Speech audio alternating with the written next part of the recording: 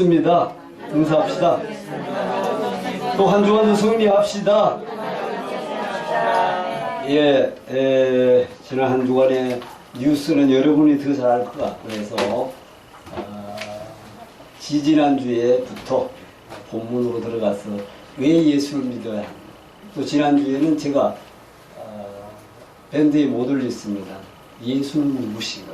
오늘은 이제 바로 본문으로 들어가서 말씀을 계속 잘 들어주시기 바랍니다.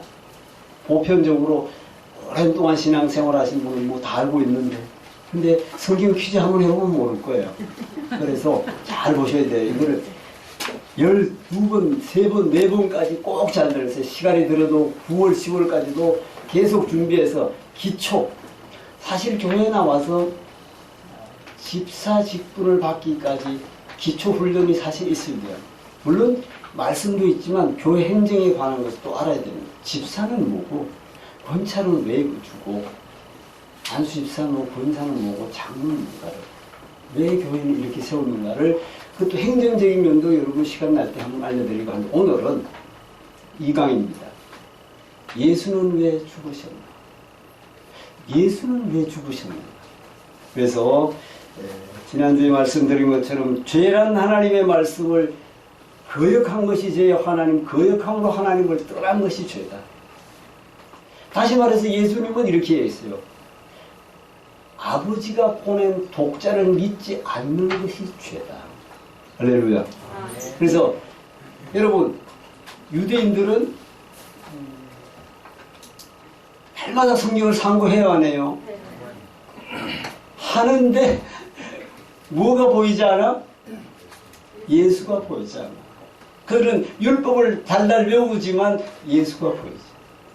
너희가 성경을 상고하거니와 이 성경이 누구에 대해 말하고 있다?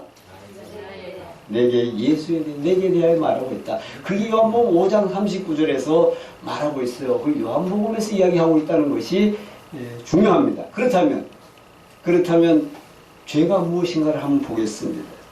여기에서 죄란, 여러분, 성경은 모든 사람이 하나님께 죄를 범했다고 23절에 오늘 본문에서 말합니다. 여러분이 죄가, 생각나는 죄가 도대체 뭐냐? 지난주에도 이야기했지만 뭐 살인, 강도, 성적 문란, 도박 뭐 이런 것은 나타나는 죄야. 나타나는 죄는 세상 법으로 정죄합니다. 그런데 여기에서 우리가 한 번씩 넘고 가려고.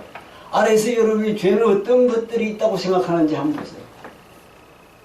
읽으면서 넘어갑니다. 상처 준 자를 용서하지 않은 죄, 미움과 시기 질투의 원망, 쉽게 분노하고 여러분 풀지 않는 죄, 성적인 음란과 생각의 음행, 또 근심 걱정에 빠지는 습관, 물질에 대한 탐욕의 죄, 자기중심적이고 내 멋대로 살아가는 죄, 부정적인 사고와 어느 습관, 게으름과 나태의 습관, 늦잠과 시간 낭비, 이런 분 있나요? TV 연속곡 중독, 여러분 인터넷 쇼핑 중독, 게임 중독, 스마트 중독, 술, 담배도 직분을 받아도 고민하는 분 많습니다. 자, 이런 거 말고도 많죠.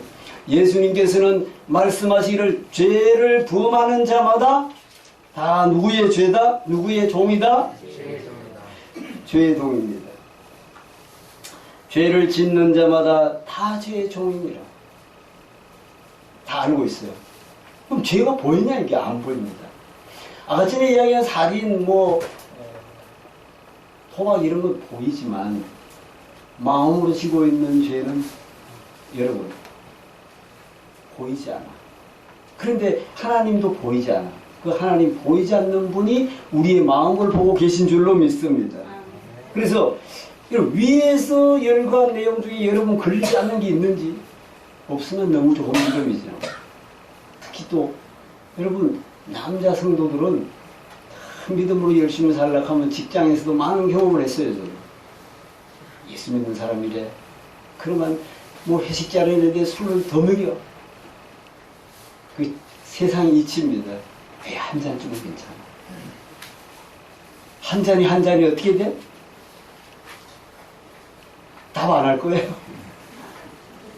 그래서 저분 예수 믿는데 뭐 한 잔 먹더라고, 한 잔은 괜찮다 한데 이렇게 되는 거예요. 그래서 아예 안 묻는 게 필요합니다. 그래서 죄는 반드시 어떻게 하느냐? 여러분, 죄는 반드시 대가를 치러야 합니다. 죄는 반드시 대가를 치러야 하고, 죄의 싹은 사망입니다. 여러분, 죄의 결과의 사망은 무슨 뜻이냐 하면은, 계시록 21장 8절에 두려워하는 자들과 믿지 않은 자들과 흉악한 자들과 살인자들과 행음한 자들과 술객들과 우상 숭배자들과 모든 거짓말라들은 불과 유황으로 타는 못에 참여하는 이것이 둘째 사망이라고 말씀하고 있습니다. 그렇다면 두 번째, 죄는 반드시 대가를 치러야 돼요. 그래서 세 번째는 죄의 문제를 어떻게 해결할 것인가. 어떻게 해결해야 돼요? 우리가 사는 날 동안, 육체에 있는 동안 해결해야 돼요. 육체로 있는 동안 문제를 해결해야 하는데, 예수님이 한 말이 기억나시나요? 육체로 있는 동안의 뜻이 뭘까? 마태복음 5장 25절에 길에 있을 때에 송사하는 자가 있다 없다? 누가 송사하죠? 누가 송사해 우리를? 예수님이 우리를 소송을 걸으나 안 걸으나? 이미 십자가로 그려져 있어요, 안 그려져 있어? 이거 알면 돼요. 길에 있을 때에, 인생길에 있을 때, 육체로 있을 때에 예수를 영접하지 않으면 다른 길이 없다. 급히 사와야 돼, 급히. 그러면 어떤 사람은 내가 죽기 전에 3일 전에 예수 믿는다 하는 사람이 있어요. 죽는 걸 알면 다 그렇게 하지. 여러분, 전에도 말씀드린 제 친구도 그랬어요. 중국에 있을 때, 난 죽기 전에 3일 전에 예수 믿을 거야. 근데 지금은 한국에 나와가지고 어느 권사님의 끝맺는 정도로 세례를 받았어. 할렐루야. 그 완악하던 심령. 그러니까 사람의 생각으로는 불가능해 보여도 기도로 전도로 화해가 깨진다 안 깨진다? 그래서 우리가 육체로 있는 동안 길에 있을 때 급히 사화하라. 이미 우리는 소송을 당하고 있어요. 굉장히 중요한 말씀입니다. 그렇다면 구약시대는 죄의 문제를 어떻게 다루었는가? 여러분, 구약시대는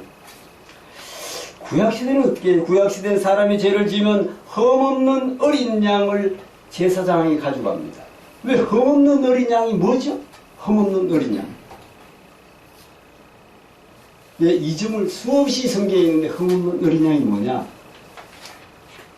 1년 된 양.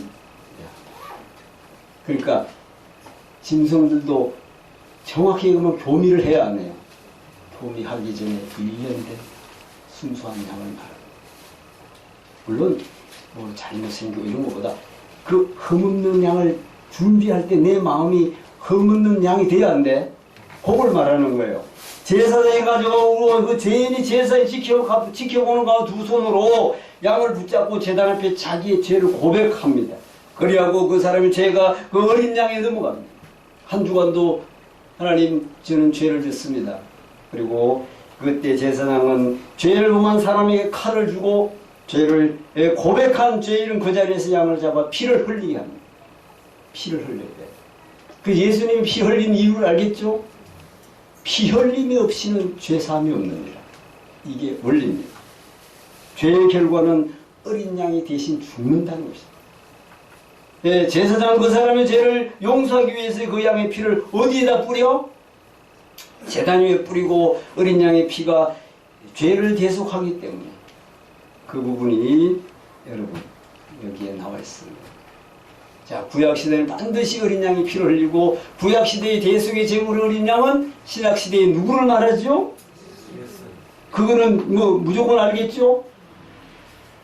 이건 성경 퀴즈에 나올까 안 나올까? 나오면 점수도 안 해. 다 아시겠지? 그래서 구약시대는 인간의 죄를 대속하기 반드시 어린 양이 필요했어요. 그래서 구약시대 제물의 어린 양은 신약시대에 요한복음 거기서 있죠. 1장 29절에 누가 저 말을 했을까? 보라, 세상 죄를 지고 가는 하나님의 어린 양이다. 세례 요한, 박수 한번 칩니다. 세례 요한이. 그리고 요한복음 1장 36절에 예수님이 걸어다니는 걸 보고 보라 하나님의 어린 양이라고 말하고 있습니다. 29절에 이야기하고 36절에서 말합니다. 그래서 자 여기에서 하나님의 어린 양이신 예수가 십자가에 피를 흘린 이유가 무엇일까를 한번 가봅니다. 왜 피를 흘렸는가? 같이 읽겠습니다. 천천히 시작. 그가 찔림은 우리의 허물을 인하며 그가 상함은 우리의 죄악을 인하며 그가 징계를 받음으로 우리가 평화를 누리고 그가 채찍에 맞음으로 우리가 나음을 입었도다. 누가 썼죠? 박수 한번 더 칩니다. 이사야가 예수님 오기 전에 700년 전에 예언받은 거야. 그래 이사야 7장 14절이 지난주에 이야기하는 건 이사야가 하나님 앞에 말씀 받은 것이 보라 처녀가 잉태하여 아들을 낳으니 임마누엘이라 하리라. 이미 이사야 7장 14절에 이야기하고 이사야 40장 3절에 광야에서 외치는 자가 있다고 했습니다. 할렐루야. 그것이 700년 후에 지금으로부터 2020년 전에 이 땅에 이루어진 줄로 믿습니다. 잘 들으시면 그가 찔리면 나의 허물을 인하며 이게 너무나 절묘한 그가 상하면 내 죄악을 인하며 그가 징계를 나도 평화를 누리고 그가 채찍에 맞아도 내가 나음을 입었도다. 할렐루야. 그렇다면 십자가의 결과는 뭐냐? 십자가의 결과는 무엇입니까? 자, 십자가의 결과는 이 무슨 뜻이냐면 예수님이 십자가를 지고 난 결과 지금 그렇다면 그 십자가를 믿는 사람 어렵다고 합니까 안 합니까? 여러분 십자가 앞에나 마음의 무릎을 꿇으면 어렵다 하셨어요 안 했어? 어렵다 한 겁니다. 여기서 이제 제가 이 말씀을 준비하면서 갈라디아서를 드릴까 말까 하다가 굉장히 심오해서 강해 때 말씀드리는 게 낫지 않을까. 갈라디아서 1장 20절로 21절에 내가 그리스도와 함께 십자가에 못 박혔나니